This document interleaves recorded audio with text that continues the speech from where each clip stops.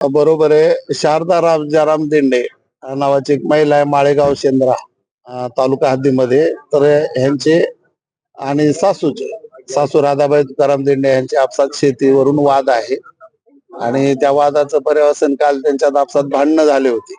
त्यातला शारदा राजाराम दिंडे यांचा नवरा जो आहे तो सिव्हिल हॉस्पिटलला ऍडमिट आहे.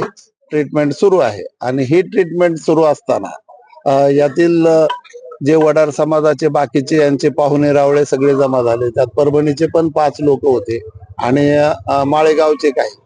तर यांनी आपसात झुंज करून इथं सार्वजनिक ठिकाणी आपसात झुंज करून सरकारी दवाखान्याच्या पुढच्या प्रिमायसेस मध्ये दगडफेक केलेली आहे. त्याच्यातले जखमी जवळपास 6 जखमी सध्या सिव्हिल हॉस्पिटल येथे ट्रीटमेंट घेत आहेत आणि बाकीचे लोक सगळे पळून गेलेले आहेत. सध्या आरोपी इथे उपलब्ध नाहीत आणि हे 6 लोक आहेत यांच्यावर पण आम्ही गुन्हे दाखल करणार आहे. हा, दगडफेकीत अँब्युलन्सचा पण काच फुटलाय असं मला त्या अँब्युलन्सचा ड्रायव्हर बोलत होते.